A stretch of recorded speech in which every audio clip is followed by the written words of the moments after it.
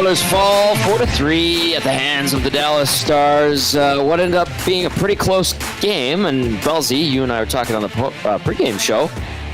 And you said you were right. I didn't think I would be, but 4-3. You nailed it. Close one.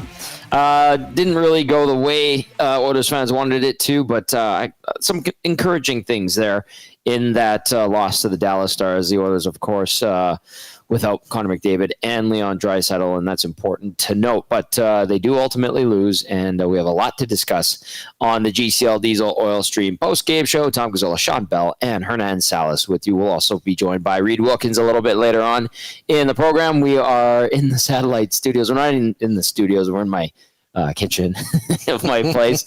We're kind of doing a live on location because you came down to the game, which is great. Running into a lot of people you know. Yeah, we did. Yep. Lots of people we knew. Shout out to, you talking to David Oliver. Troy Brower, Nicky DuPont. Yeah. Grant McNeil. Good to see Neil. What a beauty that guy is.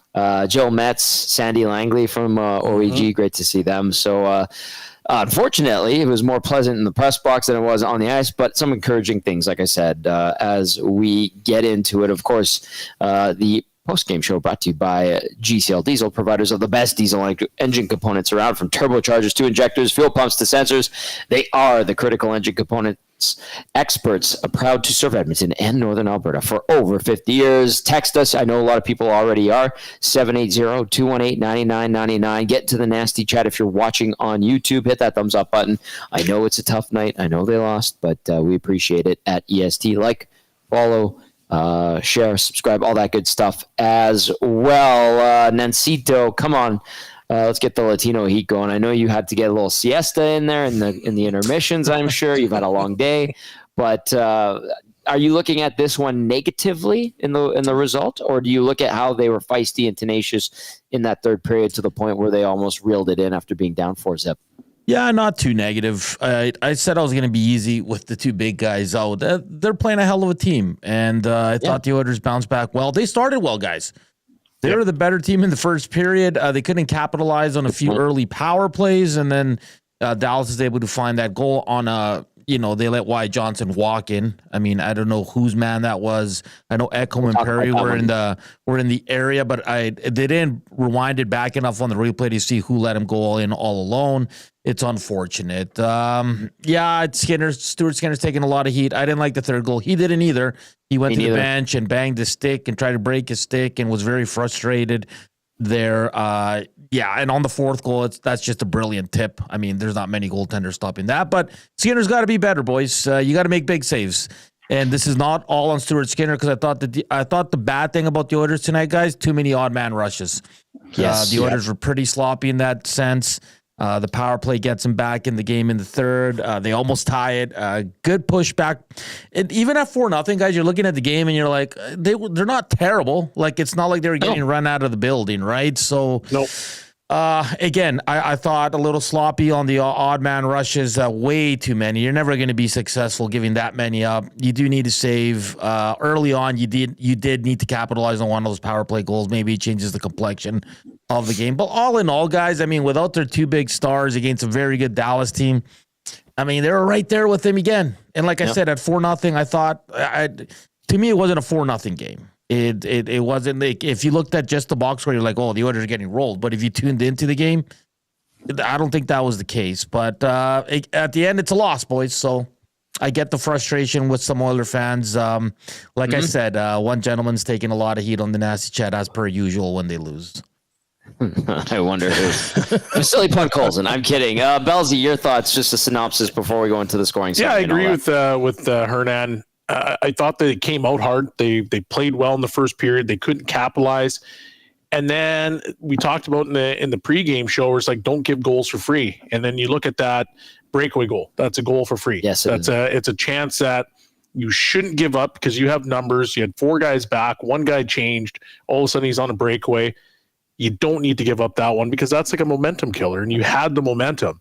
The third goal, like you talked about, you got to get a save there. Like, I'm sorry, but that is a savable shot. You need to get that save. And outside of that, like, I thought they were pretty good, and they showed fight, and, you know, there was a lunch pail mentality to the way that they played, and it was just gritty. So encouraging. But at the same time, if you're going to play in the playoffs, you can't have some of those defensive breakdowns and or bad goals to give up. The margin of error in the playoffs is so thin that you can't do those things. So, and you know what? A couple of those goals, and Hernan kind of talked about that first one. It was Ekholm who kind of got lost on a couple of those. We'll dive into that first one in a bit. I'll go through the goals and the scoring summary and everything. But like, it was guys that are generally not prone to those errors or those lapses or whatever. Tom, which one are you saying, Tom, again? Which goal? Well, the first one, the first one, I think there's more than meets the eye there, and we'll talk about that. But then that other one, the Robertson one at the side where Ekholm kind of got spun around a little bit. Yeah, that was the second goal. Yeah, that was the second goal. Yeah, even that one too. It's like, okay, can you argue that should be a save? Fair. But at the same time, it's like, Ekholm, why are you going there? Bouchard already has that man. It's a 2-on-2 down low. You don't need to double down on a player and then leave another player wide open back door. That's the frustrating part is like, hey, I get it. There's saves that need to be made. And you then all of a sudden, you give up 4 goals and you start looking at all these different sequences of events. But the reality is the third goal is probably the one where you're sitting there being like, man, that's not a good one. But the other ones are very easily avoidable. We'll get into it for sure. You're not dropping a lot of these tonight. Just want to get that going on the board. All right, 780-218-9999. The Oilers fall 4-3 to the Dallas Stars. And we'll head to Seattle tonight and take on the Kraken tomorrow. I think if you have the same type of effort that you had in the first period and then the third period, I think you should be okay against the Kraken tomorrow, even though you don't have your 2 big dogs. Let's get into that scoring summary right now, and then we'll get to some texts and then more of a breakdown as we roll along here on the GCL Diesel post-game show. All right, in the first period, it was Wyatt Johnston who got sent in all alone. His 27th of the year goes Roof Daddy on Stu Skinner, Jamie Benn, and Thomas Harley picking up the assists. They had Dadonov with an assist on that one, but I guess it was Ben that made the play. So on that goal at 14:26, it was they get the puck in the defensive zone, the quick pass along the wall, then up through the middle, then on the side. It looked like a nice little chip to the middle. Wyatt Johnston comes in with speed. He has a breakaway and he snaps it home. I had people texting me saying, "Oh, what was Evan Bouchard doing on that one?" Then I was looking at the replay and I'm like, why was Matthias Ekholm caught way to play? Then we watched it like 3 or 4 more times. Derek Ryan goes off on a change, Belsey. Cory Perry was watching the middle and he got caught going over to the wall as well. So there was actually a few breakdowns. Like Matthias Ekholm pinches early, so that's why he's so low. And then as that puck goes east-west, it gets kicked to the middle, then all the way across. Can Bouchard be harder on that play? Sure, but I don't think he's really the problem because there was actually a really good tip there. Yeah, that's what I thought. That was the issue that I have is that, okay, well, Perry, you're kind of in the middle of the ice. You probably need to defend that. Ekholm, you got to actually work to get back. Why did Derek Ryan go off? You can't change. Like, it was a 4-on-2. Yeah. So that's a situation that can't turn into, no matter how good that little chip play was. I thought it was a great chip play. It's something that can't turn into a breakaway. And unfortunately, it turns into a breakaway. And the move that was made was really nice. Yeah. Like just a quick backhand, forehand, snaps it, high. It was a nice goal that was scored, but everything leading up to that point could have easily been avoided. And for once, like you saw Bouchard on that, and he kind of went like this with his hands, right, guys? Where's the help, right? And it's the first time we can look at a play and say Bouchard was right. I mean, he has a right to be pissed off because he's got his man on the boards. And he's not, and he's expecting the help on the other side. And it's Wyatt Johnston 1-on-1 against Skinner. I mean, you're probably going to take Wyatt Johnston, 9 times out of 10 on that one. So, it's, and some people are chirping us for saying, it's Ekholm's fault. Well, Ekholm didn't have a good game. And listen, when the Oilers lose, it's not one person. It's not one position. It's always, it's a bit of everything, guys. I know the power play came through late, but early on it cost them.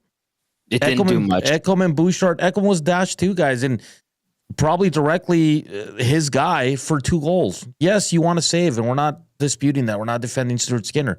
But Matthias Ekholm struggled tonight, and it's okay to say it. If we're going to just sit here and blame Stuart Skinner constantly as the only guy, the reason they lost this game, sorry, we can't have a conversation then because there's more to it.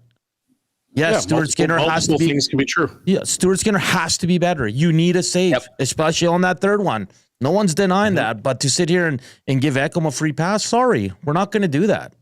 No, that's fair. Yeah. All right, we roll along on the scoring summary. This is in the second period now. Jason Robertson gets his 30th of the year from Rope Hintz and Mikko Rantanen at 5:01. Then it's Robertson again because the whole second period was the Robertson show. Picking up his second of the period, second of the night, 31st of the year from Rope Hintz. That was the one coming out of the box, was it not? Yes. Where he slipped it past Stu Skinner. I didn't that love would have that been one. the third goal. 3-zip. Yeah, 10:42 time of that goal. And then Robertson again gets the natural hat trick in the second period. 32nd of the year, power play marker from Thomas Harley and Rope Hintz. 10 seconds into the 5-on-3. Nice play. Very nice play at 15:30. Darnell Nurse takes that penalty where he just rocks Robertson. Everyone's looking around because it happened on the boards nearest the press box side on the TV side, and everyone up top was like, "What happened there?" And I saw it, and I was like, well, Darnell absolutely demolished Jason Robertson. And the best part is he's like mad he got a penalty. Okay, but Robertson touched the puck. He made the play. In the rules of hockey, that guy is a free game. Now, did Nurse have to jump? Probably not. He blew him up. I do have some breaking news, guys. Okay. This is coming from Kris Knoblauch. Reid Wilkins texted us this, yep. Yeah, this will make some people happy, which is unfortunate. But Stuart Skinner, they're anticipating he will not travel with the team tomorrow. He wasn't going to play anyway, guys. But so it's not big news for tomorrow. But we're going to track this into Saturday and see what his status is, right, guys? So it could end up being big news, right?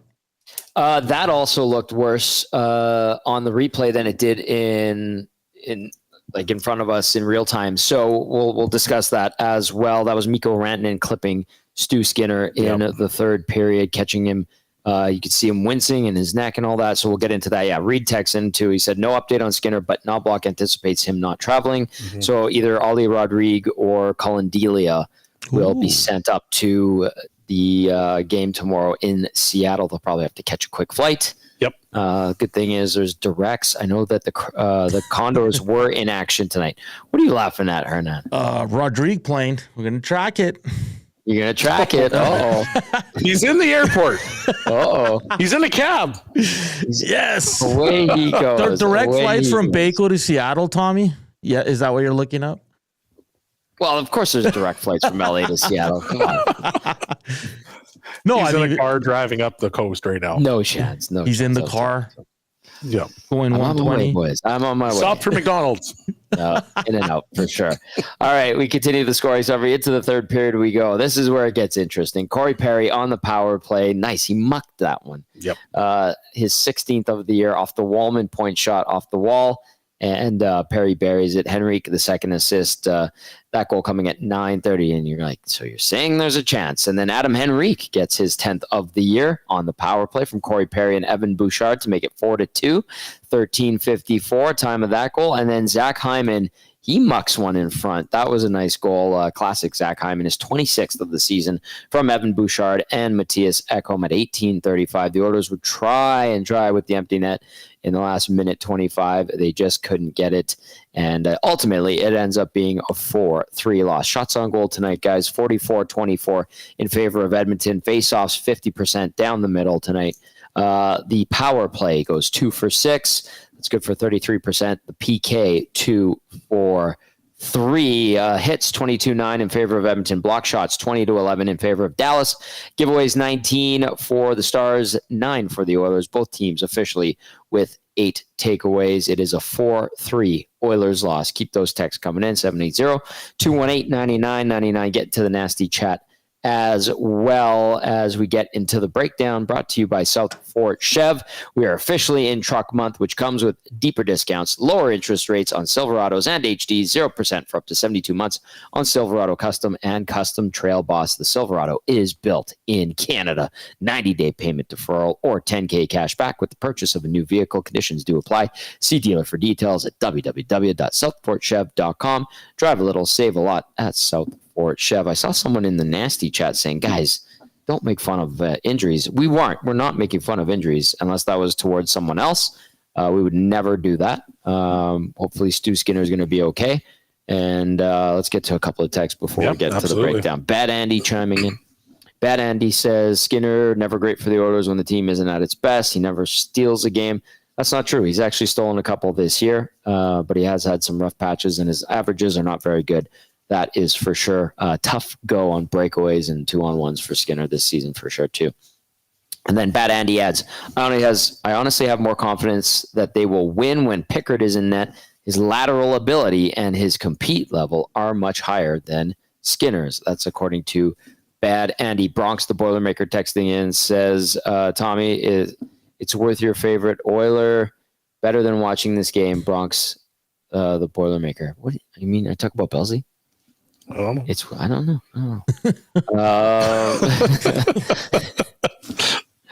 Oh boy, let's get to some more of these. Nanso, are you seeing any? Yeah, Go for it. Okay. WTF from Troll. What was Kapanen doing on the power play? Terrible coaching. You know what? I was thinking that in the first two. I was like, man, what? He kept losing the puck, man. He was trying to be like Connor and bring it in. And again, he doesn't get a lot of power play time. I'll give him a break tonight, but I agree with Liquid Beaver. He struggled a bit, to put it nicely. Yeah. Him and Podkolzin on the PK, though, have been really good. Yeah. Podkolzin was good tonight. Hey guys, I guess we got to get to it. What did you make of Rantanen on Skinner? Mm-hmm. Because people are like, why didn't they Oilers run Ottinger? I don't think Rantanen did it purposely. And we didn't see it in real time. It was so quick, and then you see it, especially on the overhead look. You're like, I thought it was the shot guys initially because you didn't see it, like you said, live. It was really quick, right? Yeah. Mm-hmm. What did you guys think? Lack of response from the team. Yeah, like there was a couple plays that happened. The one where I think Steele maybe got a piece of him as well, and he ended up going into the post. Right. I don't remember the defenseman that was standing right beside him. Yes. Rantanen obviously clipping that, and the reality, I guess, is that hockey has changed, and you're not going to run that goaltender, like the opposing goaltender. That's just not happening. But I would have liked to see a somewhat of a response, like a cross check, about as simple as that. Somebody is going over, like somebody go over and talk to him. Like I don't know, like I have a problem with that lack of response. Can I? To me, like, go ahead and answer. Because I just want to throw this out there. Do you think maybe because like Tommy made a good point? And I was watching it on TV and I didn't catch it initially until the slow down replay. Do you think maybe the players thought it was the shot that kind of rattled them? And then because then you saw Nurse take runs, you saw Perry talking to Ben on the bench saying, I'm going to run this guy, and they're chirping him. So I think the Oilers didn't react because they didn't see it in real time. That's possible. That's very possible. Very possible. But I mean, the Steele one, it happened 3 times tonight. I had a buddy text me and said, hey, there was 3 times where Stuart Skinner got bumped. And the last time he played, he got bumped. So that's 4 times that he's been bumped, something's happened, and there's not been one response. So are you going to go now run the other goalie? It's not happening in the new NHL. It is what it is.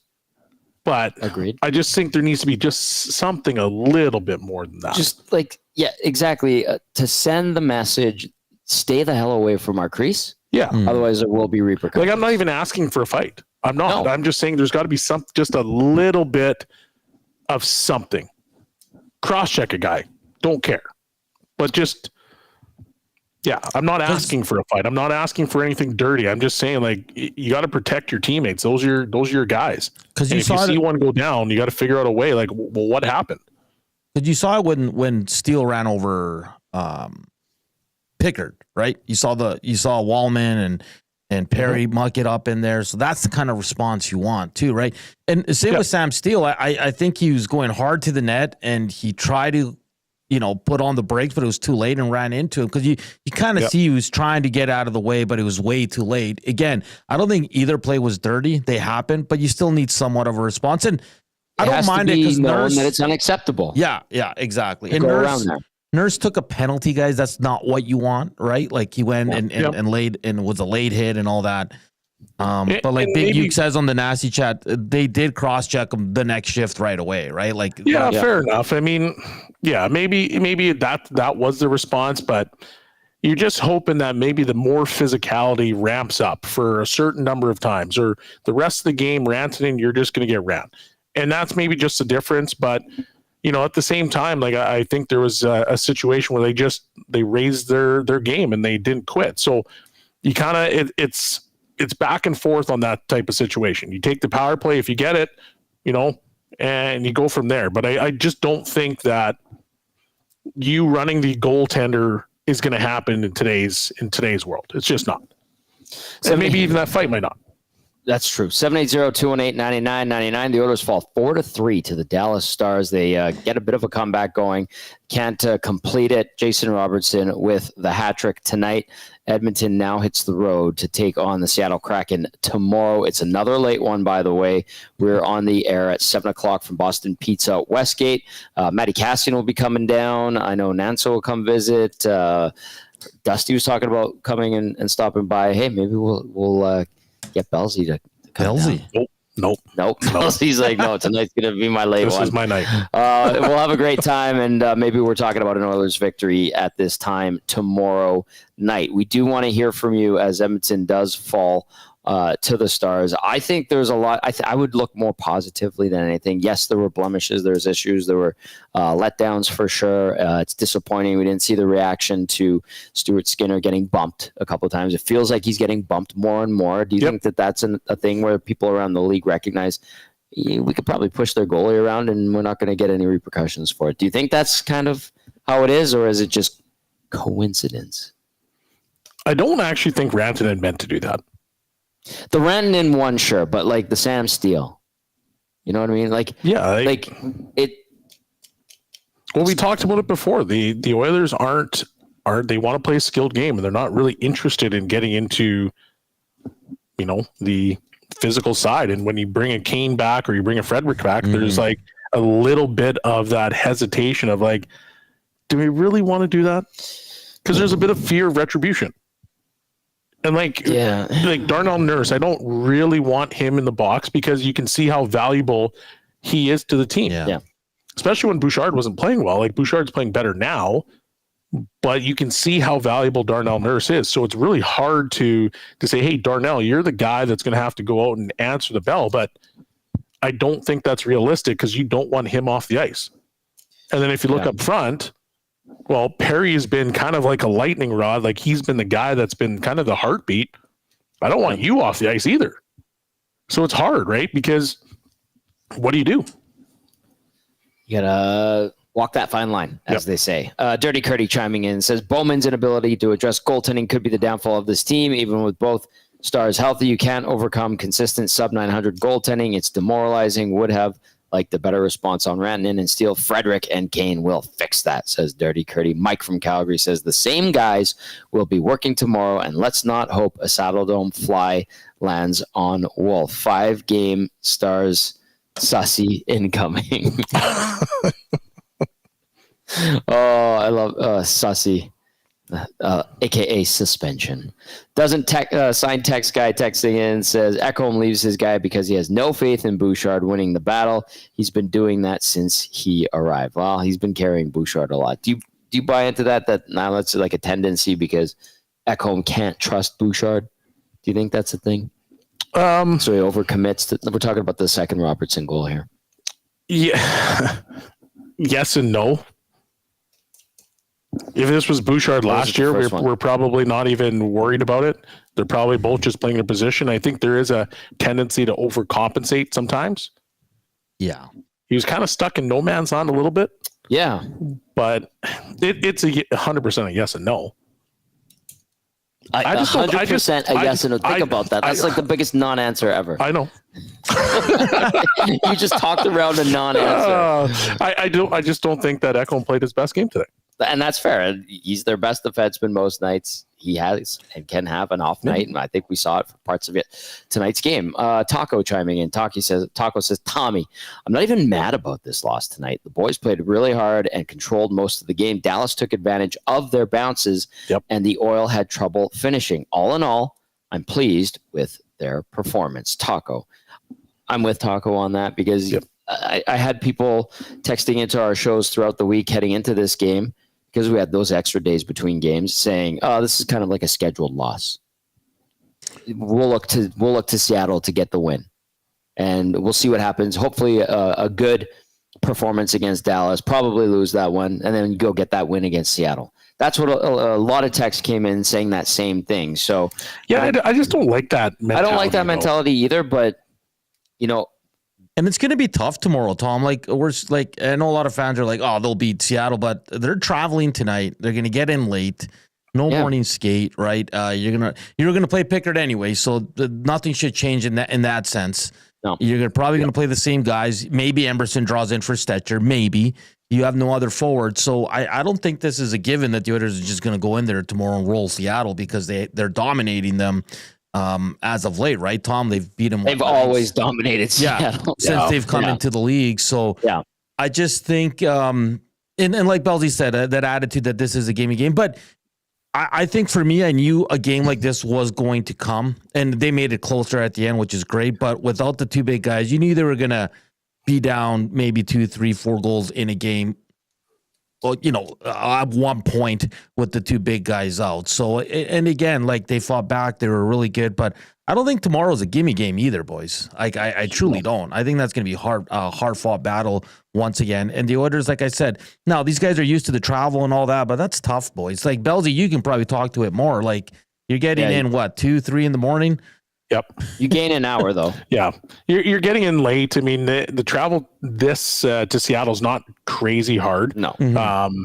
You're just, lack of sleep, but are they going to pregame skate tomorrow? No. Yeah. So they'll be fine. Okay. So no excuses. This will probably be one of the easier trips that they'll make. Just really quickly. So they're probably on their way to the airport right now. They'll probably get off, wheels up by, let's say, 12:15. So in the next 45 minutes, because they don't really mess around when it comes to getting wheels up. Customs will be very efficient and quick, because it is for private planes. And that flight's like, about an hour and 20 into the wind, land in Seattle. You gain that hour, so it's 10:31. They're probably in the air at, they're probably in bed by 2 o'clock. Mm-hmm. Which, it's a bit late, but you get to sleep a little bit. You have some meetings. Have a meeting or two and watch some video and then go from there. It could be a harsher situation is what I'm getting at. By the way, the Oilers have won their last 9 in a row against the Seattle Kraken. The last time they fell to the Kraken was January 3rd, 2023. That was a 5-2 loss here in Edmonton. And at Seattle, the Oilers have dominated as well, obviously. They lost one time. Their first visit to Seattle, December 3rd, 2021. They lost 4-3 in that game. Overall, Edmonton's 12-2 versus the Kraken. And I like their chances tomorrow. Mm-hmm. I think if you get a lot of what you saw tonight against Seattle, I think it is a recipe for success. And then we'll see where Stu Skinner's at come Saturday. I know a lot of people have texted in. I've seen it in the nasty chat a bit too, saying, Pickard on Saturday. That should be just fine. I have more trust in him. I read some of those texts already on this show. As we continue on with the breakdown, anything from the locker room yet? I got Cory Perry. Should we hear from Cory Perry, your former teammate? Yeah. All right, let's go inside the Oilers locker room and hear from Cory Perry. Picked up a goal tonight. Size that one up. You obviously got yourselves in a big hole. You almost come back. Like, what do you think of your night? Probably gave up. We gave up too many great days. 2-on-1s. Back here. Sorry about that. Hold on. What happened? What did you do? Did you break it? What did you do? No, this should be working. Give me a sec here, okay, boys? All right, we have a text that we want to get to. You want to hit on that one? Yeah, I just kind of found this one funny. Okay, read it. It's from the nasty chat. Yeah, nasty chat. You guys are delusional when it comes to Bouchard. Size that Bouch one up. does make his got mistakes. yourselves in a big hole. You almost come back. Like, what do you think of your night? Probably gave up. We gave up too many great A's. There we go. Go ahead, Belzy. What are we doing here? Where are we going? Yeah, Belzy, you're Do you good. want to play it, or do you want him to read the text? No, read the text. Okay, Okay. read the text. Yeah. Yeah, so the text just basically says you guys are delusional when it comes to Bouchard. Bouch does make his mistakes, but to act like Ekholm second guesses and because of him is insane. Okay. So, just out of pure curiosity, do people second guess Skinner? The answer is yes. So, what do you want? That never happens. I swear, it never happens. Why else would he overcompensate on that particular goal when he knows his guy is standing right there? He's to the left of me. If I look and I just go like this, it's called swivel, head check. He's right there. Why would I then go there?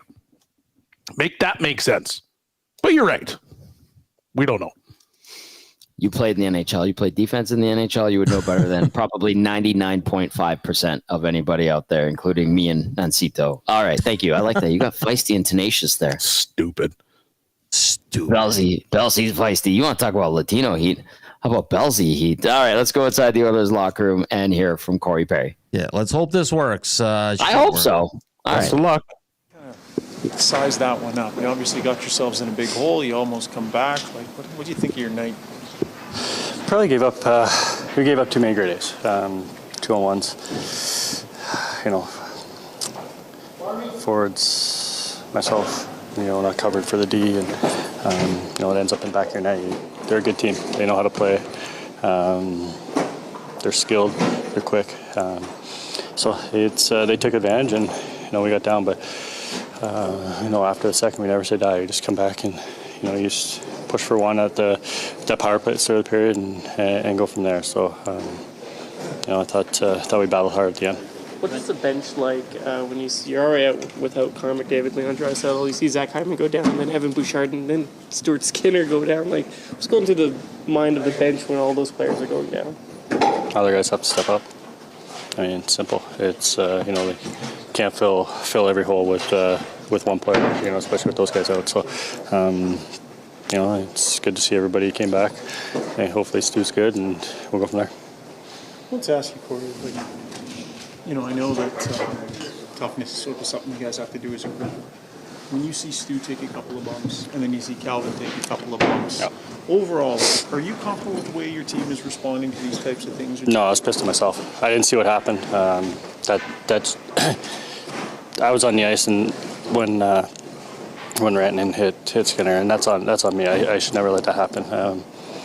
You know, I didn't see what happened. I saw Stu go down, and everybody just standing there. I didn't see it until afterwards, and I was pretty pissed at myself. I didn't see it. And fair enough, but at the same time, to a degree, it's everybody's responsibility. Do you think you've done a good enough job of this as a group this season when it comes to your goalies?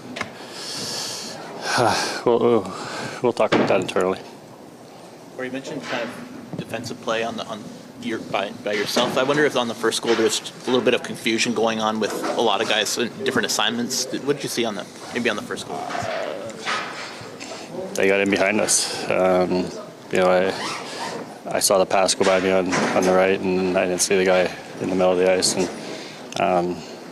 you know, they're, like I said, they know how to strike and strike quick, and you know, they play off the rush, and they're one of the best off of it. So you have to be aware every time you're on the ice. Okay, that was a really good post-game interview. I know I saw some people early on being like, oh, so many cliches from Cory Perry. I didn't disagree with that. But then it got into, he says, he talks about the goal against, the first one. Yep. He's like, they got in behind us. And he goes, I was pissed off at myself. They got in behind us. Twice he put the onus on himself. And I think maybe unnecessarily too. And then he's like, I was on the ice when Rantanen bumped Stu, and that was on me as well. And I was like, what the hell? Like, he's just taking it on himself. That's a leader. I'm hearing that, Belzy. Yep. And then, you know, Shoggy kind of asks, like, has this been happening too much? And instead of being like, yeah, it is, he just goes, we're going to talk about it internally. That's a 100% yes, it's happening way too much. Is it not? Am I reading that right? I think you're reading it right, and we just talked about it. There's been 4 instances in the last couple games that Skinner's played where he's been bumped and there hasn't been a response. And Cory Perry is the type of guy that wants to make sure that he's protecting his teammates and he's leading by example. And I do think that there is that togetherness that you need to have. And whether it was intentional or not, your guy's out. And so there's got to be a bit of a response. And once again, is it running the other goaltender? I don't know. Is it trying to fight a guy? Maybe. But we also know that the Oilers aren't that physical team, especially with the two guys that, Frederick and Kane being out. So I fully understand where he's coming from, because I do think there needs to be a response, but what is that response? He took the onus on himself there. Yep.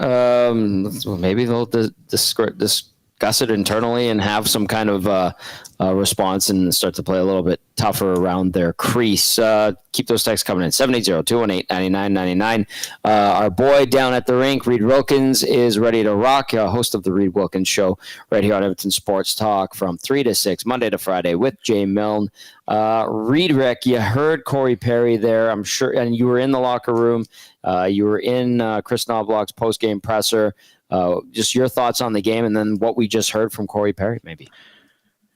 Well, first of all, I would even add a name to what Shawn Belle just said about physical players not being in the lineup.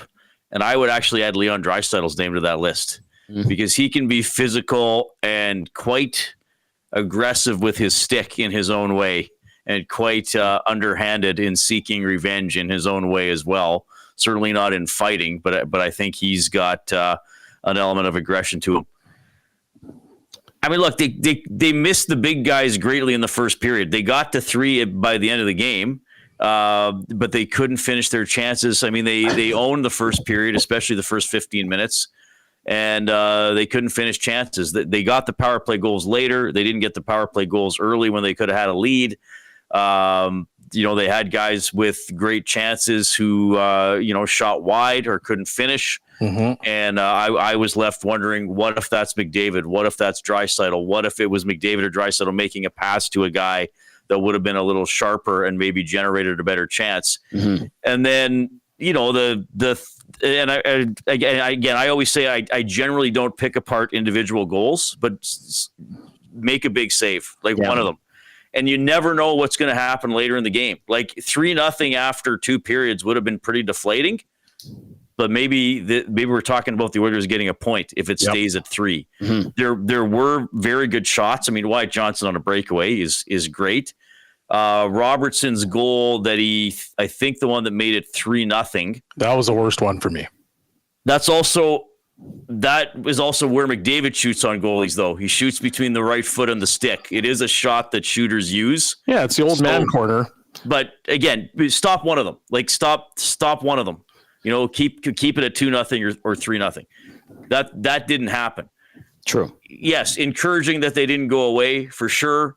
Encouraging that the power play got 2 goals again without McDavid and Draisaitl in the lineup. That's certainly unexpected, and they did it just by shooting, which they kind of weren't doing in those power plays in the first period. I thought they were passing around a little bit too much.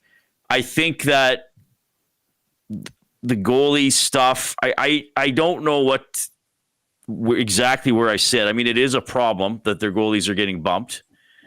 And I didn't realize how badly Skinner got his neck kind of torqued until I saw the overhead angle. Yeah. And then I understood why he was so uncomfortable. Knoblauch said he is not going to travel to Seattle tonight, at least. He expects that they'll call somebody up from Bakersfield.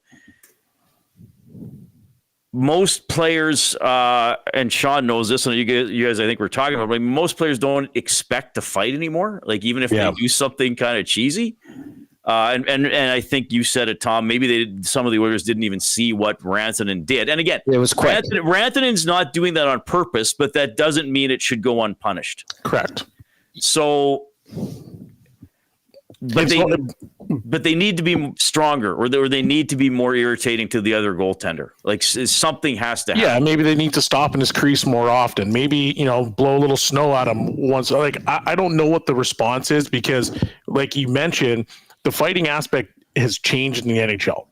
There is guys that still obviously do it, but it's not what it used to be. But there's also not that element of, well, you run my goaltender, I'm going to go run your goaltender. That's just out of the game. So good point. Is it now you're just spending way more time in front of their net? Is it the fact that you're just going to increase your physicality to the point where you're like running through around the ice to try to hit guys to exact a little bit of retribution? What does that look like? Because in my next breath, I'm going to sit here and say, okay, well, hold the phone. They didn't respond, but then they came out and they played a harder game. They got to the net front and they almost pulled themselves right back into it. And if they did engage in more fisticuff or whatever that looks like, do they now just say that we're conceding the game? So there's that fine line where it's like, well, what are we trying to do? How are we trying to exact that revenge? But I'm going to agree with basically everybody in the chat. There needs to be a response. And it's probably a response that is created by initiating instead of saying we need a response. Like be the meteor team all game. Like that's one of my favorite cliches is initiate, don't retaliate. And I mean, look, they could have said, okay, we didn't see what Rantanen did, but until it was too late, but we don't like it. So then what they could have done, who was there? Wallman and then Henrique and then Perry, I think. Yep. One of them could have just taken their gloves off and beat Sam Steele. Like they could have just or propped or thrown their gloves off, pulled him up to the ice and forced him to fight. Yeah. And maybe get thrown out of the game or get a 5 and Steele gets a 2. And then we're talking about how the Oilers lost their composure. And you got to pick your spots and take a number and get revenge a little bit later on. So it's always, and especially when you lose, it looks like, you know, they made the wrong decision, but they do it earlier in the game, you know, make sure the crease is protected earlier in the game, make sure players are uncomfortable in that area and make the other goaltender uncomfortable. And that's, I mean, Ottinger, I know he finished with a lot of saves, but I didn't think the shot quality really ramped up until the third period. In the first and second period, he saw a lot. Yeah, I remember there was one particular play. I think it was on a power play in the second period. Ekholm gets a puck kind of through the middle of the ice. He one times it, and Perry's standing off to the side. And normally Cory Perry's standing right net front, and he just saw a lot of pucks. So I do think that once he got to the third period, it was a bit of a different story because there was guys in front of the net, and it made it tougher on him. Yeah, and I remember that Ekholm shot because I remember thinking how strong Ekholm had to be to one time that one on his forehand, sort of moving away from it. But then, it was pretty much right into Ottinger's logo with nobody in front of the net to distract him or tip it. So, look, it's in some ways it's another encouraging game because they did control the puck in the offensive zone for considerable stretches of the game. Basically, the first 16 minutes. Yep. And then the last 10, though, that's the whole score effects thing. How hard is Dallas trying to get it back at that point when they're up 4-0? But I mean, again, they needed a stop in the second period, and I would say, and I said this on my show the last couple of days, that there's going to be a game when you say they worked really hard, they tried really hard, but you're just missing skill. And I think that was it in the first period, especially. You're just missing the skill of Draisaitl, McDavid to finish plays themselves or give their teammates better opportunities to finish plays. Dallas did not get its first shot until 6 minutes into the game because, like Reed and Bellsy were alluding to, the Oilers controlled lots of that first period. And then, third period, they poured it on when they were down 4-0. I did want to point out one thing really quickly, just logistically. People are wondering what the situation down in Bakersfield is. They did play tonight. They lost in overtime. Ollie Rodrigue was the goalie for Bakersfield Condors. He made 35 saves on 38 shots, and we'll see which goaltender gets called up. You got Colin Delia. He's been around. He was an NHL goalie for a little bit, and then you got Olivier Rodrigue, who is kind of like the next one in the progression for the Oilers. We'll see which guy gets the call. I'm assuming it'll probably be Rodrigue. Probably. But they have two decent options there. And then the Condors don't play again until Friday against the Calgary Wranglers. All right, keep those texts coming in, 780-218-9999. Gazzola, Belle, Salas, and Wilkins with you. The Oilers are back in action tomorrow against Seattle.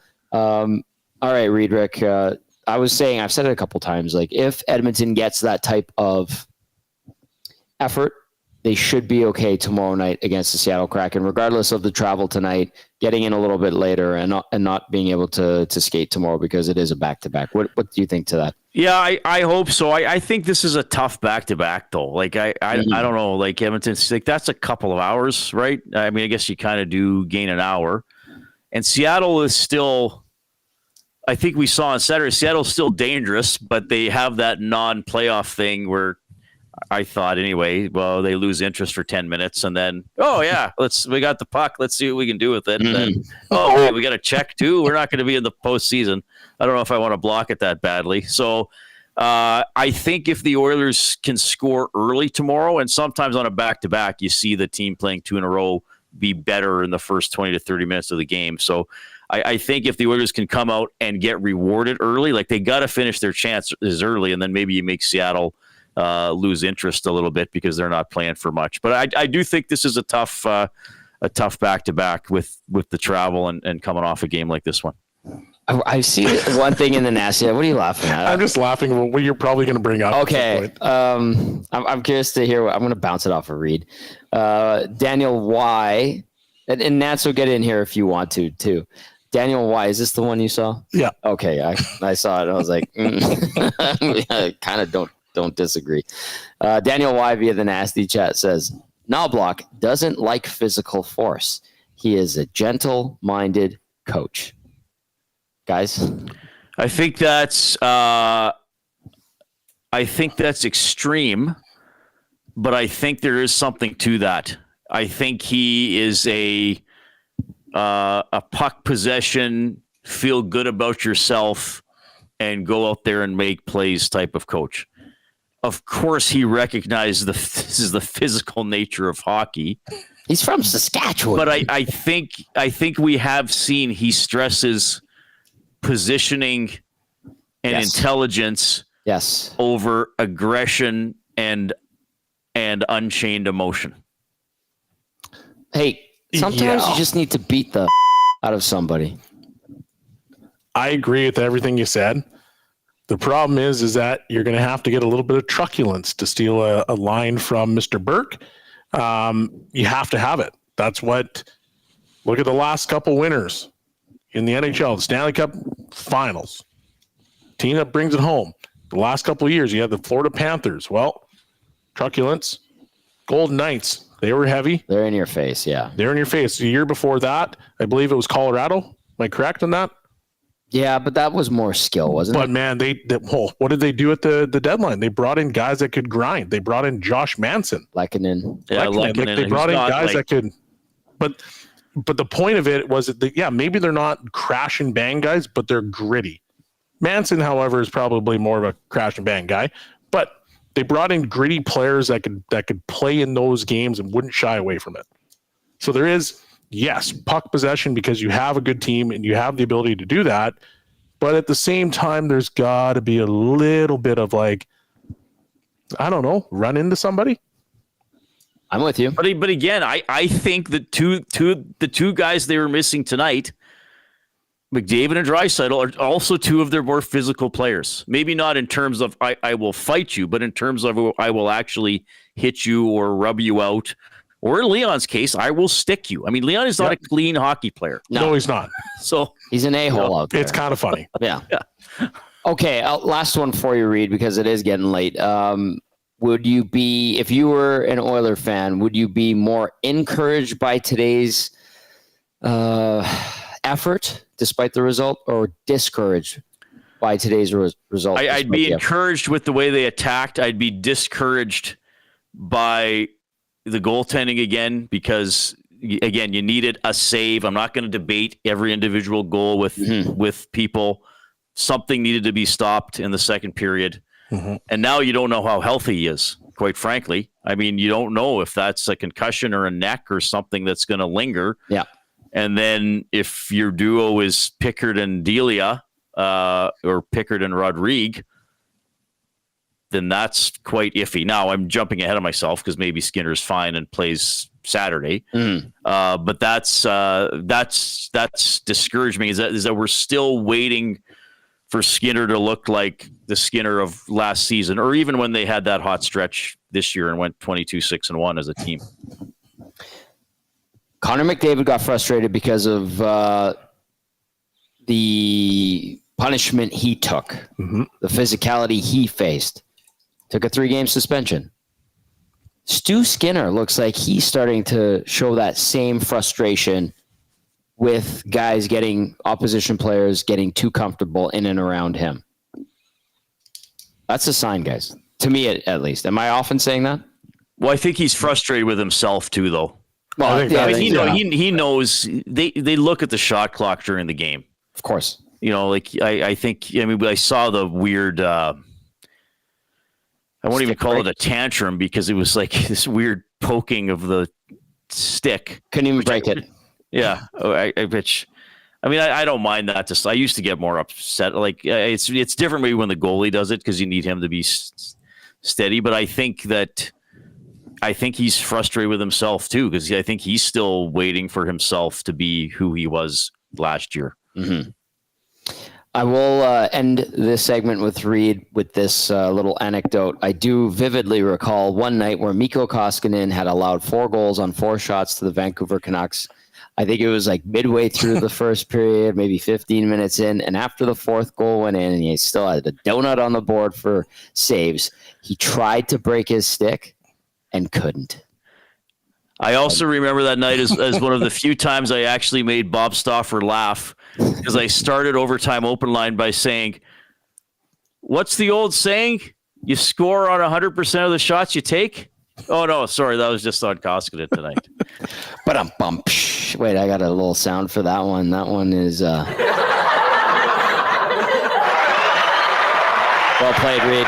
Well played. Reed Wilkins, fantastic stuff. Do you want to add anything else before we say goodnight?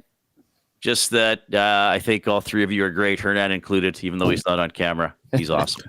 You are fantastic. You are awesome. Reed Wilkins, host of the Reed Wilkins Show with Jay Mill. Jay's back tomorrow. Big thank you to Reed for hopping on. Great stuff as always. Thank you, sir. Really appreciate it. All right, keep those texts coming in, 780-218-9999. We do need to get to a couple of things here.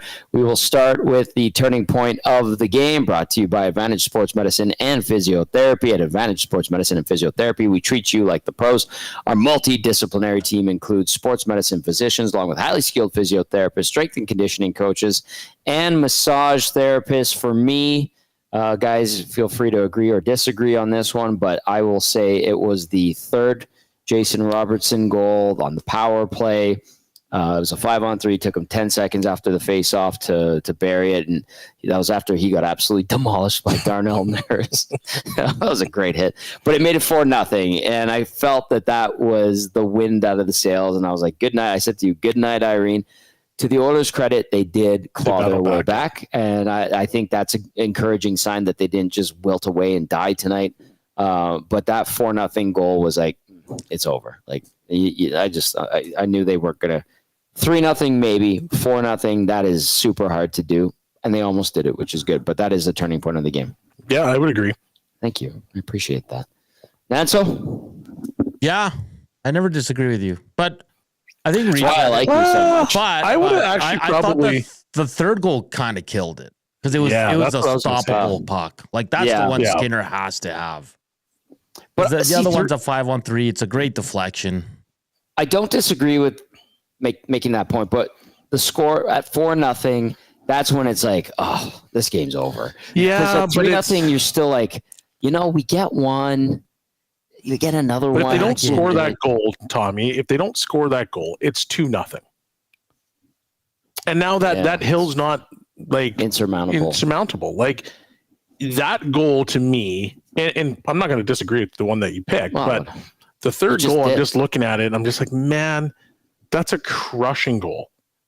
Because what we talk about, like Darnell Nurse, he gets the puck, and I know what he's trying to do. He's trying to get a tip in front. Right. But he misses the net, and it rims all the way out. What did you call that, by the way? Polish breakup. As a half Polak, I applaud that. I thought it was hilarious, actually. So it rims all the way out, and you can just see the guy jumping out of the box, and he just zips over there, and he picks up the puck, and it's like a 2-on-1, kind of a breakaway. Old man corner. And it's old man corner.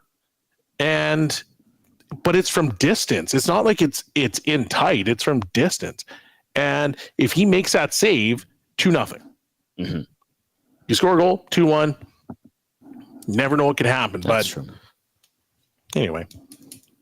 All right. Well, agree to disagree to agree. All those good things. Yeah. That's why we have these debates on our show. All right, Nan. So let's get to the player of the game, brought to you by Damon Bunting Real Estate. Damon Bunting, consistent top producing realtor in the greater Edmonton area for over 17 years. He's community driven. He understands what it takes to make a difference in our city.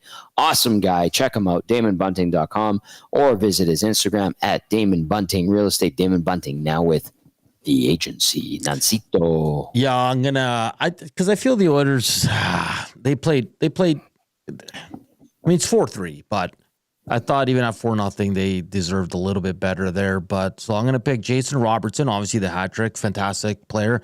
He started really slow, guys. He's really picked it up in the second half, as Wyatt Johnson. But for the Oilers, I'm going to pick two guys. So Robertson, obviously, you can't forget about the hat trick. But for the Edmonton Oilers, I got to go with the vet, who's been very impressive this year, Cory Perry. 1 goal, 1 assist, only 14:48 time on ice, but he was all over it. And I love his honesty in the presser, man. Like, he said, he goes, I'm pissed at myself because, again, he kind of said what we said. He didn't see the shot that Rantanen, the flyby on Stuart Skinner's head. He goes, I saw it afterwards, and I mean, it's tough to do anything after, right? Like, you can, but you're not just going to grab a guy and start pounding on him. So, Cory Perry, let's give him the Damon Bunting player of the game for the agency. Nicely done, Hernan, Salas. All right, we're going to wrap up with a few texts here. We have a couple of minutes left here. This one, there's a few texts from this one number, no name on it. It says, going out early this spring with Skinner in tatters is better than losing in the conference final or cup final with him being just kind of bad. He can't be trusted to be anything more than a backup next year. The Oilers are actually very good skater-wise, and he's the weak link. It's only a matter of when he'll blow up in the playoffs. I don't know if I agree with that at all. This one, and then follows up with, what is the verbal on 25? Nurse, whom others in the Edmonton media have claimed he's having the best season since Pronger takes a penalty while already killing a penalty for 2 straight games. Well, I'll say this. He is 100% not having the best defensive season since Chris Pronger. No. He's having a much improved season compared to his last 2. He's become a reliable defenseman, but taking a penalty at an inopportune time as a leader isn't great. I appreciate the hit. I appreciate the physical play. But he has had his blemishes, as has guys like Matthias Ekholm. Yeah, a lot obviously of the guys do. Bouchard, but no, he's nowhere near the Pronger-esque season. It is not the second best season by a defenseman in Oilers' recent history since Pronger. I think there's been better efforts, and I would put Matthias Ekholm up there. Do we actually think that was a penalty? I don't think it should. I thought it was weak. He blasted him, and I like and appreciate that. I think it's just the ref was right there, and he had him turned around too. Robertson I think it looked worse. right into the ref too. So yeah. I listen. Do we still think it's a penalty though? Yes, I want to say no. Okay, but I guess yes. Okay, yeah. I laughed when I saw it. I was like, "Oh, he just blew him up." And then everyone's like, "What happened?" I'm like, "Darnell just destroyed Robertson," and he did. And then Robertson made him pay tax. Like the timing of it was bad. Yeah, the timing's bad. Yes, I can get on board with that. And he took a run at him, but he was pissed off. So. I don't know if it was a good call. Like I have touched the puck. An appreciation for that argument. He touched the puck. He made a play. So the minute you make that play, you are fair game. 2-1,000. And it was like, boom, he got blown up right away. Do I love the call? Not really. Was it necessary? You know what? Absolutely. They were down. I do think in the National Hockey League with officials, like a big hit, whether or not it's clean, gets called. That's officials everywhere. Yeah, that's true. It's insanity. It sucks. It sucks. Ron Renault says, Oilers suck. The media is just like the team, inconsistent. Wake up, you guys are just crybabies. From Ron Renault, who's going by A-Rod tonight. A-Rod. A-Rod, Ron Renault, you A-Ron? and your message can go yourself right now. I'm just kidding. Thanks for the text. I laughed at A-Rod. A-Rod. Randy chiming in. Let's see what Randy has to say. Just want to make sure the next time McDavid drives a net like Sam Steele did, are you guys going to be up in arms that he shouldn't be crashing that? No. Say again. Can't have it both ways that either goalie contact, especially Rantanen's, was worthy of the Oilers jumping him. Unfortunate contact with Skinner outside the crease, but got to narrate the same both ways. No. Tough to praise it when it's an Oiler and have an issue with it when it's against the Oilers goalies. Randy, good to hear from you. I would just say this. If McDavid clipped Ottinger like that tonight, I'd be like, oh, I know why they're mad. I get it. But it wasn't just the Rantanen on Skinner thing. And listen, that was such a quick play that nobody even saw what happened. It was the Sam Steele on Skinner. It was Sam Steele on Pickard. Mm-hmm. It's the principle of the Oilers not making the front of their net a scary place to go for the opposition, and there being no fear or repercussions for the opposing team. I'll put it this way. I think that's how I'd say If McDavid did the same thing and somebody grabbed him, I wouldn't be up in arms. I would say I fully understand why he's being touched right now. But that was it was accidental, guys. Like it's not like it don't matter. Was in his crease. Like he's leaning over. Matter. Like I don't know. I sure go after him, but it's different if he does it intentionally. Like, okay, Sam Steele. He just goes into the net, flies into Pickard. Fine. But, do you remember? It would have been maybe 4 years ago now. There was a situation where it was a completely accidental hit. Player was taken off the ice, got hurt. Foligno comes on the ice, looks at the player, says, "We're going." He goes, "Why?" It was accidental. He goes, "Doesn't matter. You hurt my player." Yeah. And then the two fought. And now I'm not saying that is what it has to be the response, but the point is that you're a team, you're brothers, you protect your brothers, end of story. And if that is the case and you see your guy got hit, well, guess what? Another guy did that to my teammate. Yeah, that's true. So I got to go after him. Sorry. It's a principle thing. It's a principle thing. It's a team toughness thing. It means nobody's going to mess with our team. And you always make people second guess whether they want to get involved in that kind of stuff. I just want to, I have two things I want to end with. And it's kind of funny. I'm laughing because Ron Renault, who texted in, "Oilers suck. The media is just like the team, inconsistent. Wake up. You guys are just crybabies," from A-Rod. So we have him saved in our system as Ron Renault. But he goes from A-Rod. And I want to read his last text. This is why I'm laughing. It came in on the 20th of this month. "I love the Oilers. They will go far in playoffs. This was a good game for the fans. I hope your stars are okay. From Richard in Winnipeg. Love your program." So Ron Renault, a.k.a. A-Rod, a.k.a. Richard in Winnipeg. Whoever you choose to be, you're so full of it's actually funny. You little trickster. Oh, you're trying to be a trickster. Okay, last one, guys. This is going to end it on a positive. Plumber Topher says the biggest positive to tonight's game is my Edmonton Sports Talk hat. Making it on the Jumbotron. We saw that. Round of clicks. Well done. Yep. Plumber Topher. That hat looked great, my friend. And it got a little bit of a buzz up in the press box, that's for sure. All right, that's going to do it for the GCL Diesel Oil Stream post-game show on Edmonton Sports Talk. The Oilers fall 4-3. They make a game of it in the third period, but it's off to Seattle, where they're going to look to stretch their winning streak against the Kraken to 10 games. We're live on location tomorrow at Boston Pizza Westgate, 90th Ave, 170th Street. Come join us. Great game day specials, drinks, food. They have the $20 per hour Coors Light Golf Simulator, and good vibes all around. Oh, Belle, good work tonight, my friend. Thank you, sir. Hernan, great work tonight, my friend, as well. Beautiful stuff. All right.